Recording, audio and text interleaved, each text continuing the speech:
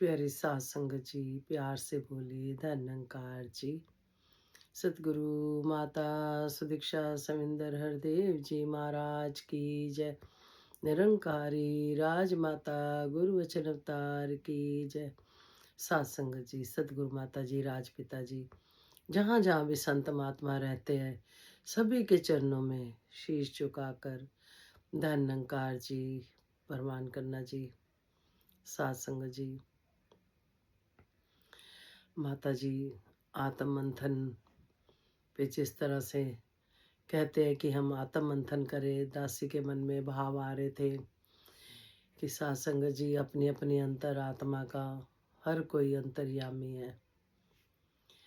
अगर हम सासंग जी संसार में दुनिया को देखते हैं तो सासंग जी एक मिनट नहीं लगता, हम सबकी कमियां देख लेते हैं।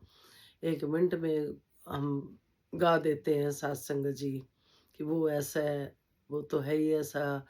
किसी के बारे में हम ऐसे बोल देते हैं, लेकिन सत्संग जी माता जी ने कितनी अच्छी सोची दी कि हमने अपना आत्म मंथन करना है, हमें खुद को देखना है, हमें अपनी कमियां देखनी है, अपने अंदर झांकना है। सत्संग जी इसी तरह से सत्संग जी सॉरी, स्वामी विवेकानंद जी के पास सत्संग जी एक बार एक शिष्य गए और बोले कि मैं पढ़ाई भी करता हूँ पर मुझे सफलता नहीं मिल रही। स्वामी विवेकानंद जी ने उसको बोला, एक मटका लाओ और कुएं से पानी भर के लाओ। सत्संग जी वो शिष्य गया, कुएं से पानी भरा। उसने देखा कि छोटे छोटे छेद है मटके में। तो सत्संग जी उसने देखा तो बोला कि इतना नहीं पानी गिर रहा, जब तक तो मैं पहुंच ही जाऊंगा।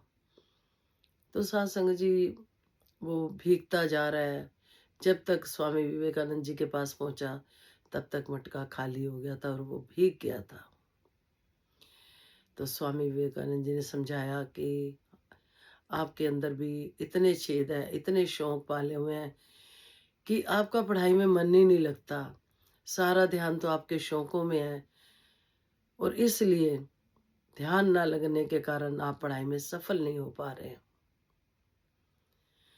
तो सत्संग जी उन्होंने समझाया और शिष्य को कि कोई छोटे से छोटा काम भी हो, कोई भी हो, उसमें जब तक हम ध्यान नहीं लगाते, अपना एम पूरा नहीं कर पाते। कोई भी काम करना है तो हमें बड़े ध्यान से और ध्यान लगा कर करना है। इसी तरह से सत्संग जी सतगुरु ने हमें ज्ञान दिया, सोजी दी, हमारा उद्धार करा, हमें समझाया और रूल बताए ज्ञान के। सत्संग सेवा सिमरन ध्यान से करना है, यही समझाया सत्संग जी। और कितना हमारे पे उपकार करा। तो कोई भी काम करने के लिए ध्यान की बहुत जरूरत है। जब तक हम ध्यान लगा के वो काम नहीं करते, पूरा नहीं होता।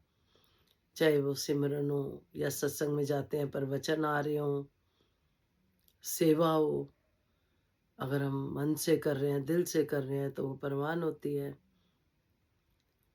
इसी तरह से फिर उस शिष्य को सतगुरु ने समझाया कि सफलता हासिल करनी है तो आपको ध्यान जोड़ना होगा, ध्यान लगाना होगा। जो भी पढ़ाई कर रहे हो आप, कई बार हम बच्चों को भी कह देते हैं कि इस सब्जेक्ट में आपके मार्क्स कम आए हैं बेटा, इसमें थोड़ा ध्यान लगाओ, ध्यान से पढ़ो। इसी तरह से हमें भी सब्जेक्ट मिले हैं, सत्संग सेवा सिमरन, हमने भी ध्यान देना है। दासी को भी आशीर्वाद देना। फिजिकल रूप में दासी इतना अटेंड नहीं कर पाती, फिर भी आप बख्श देते हो, बख्श देते हो। कृपा करना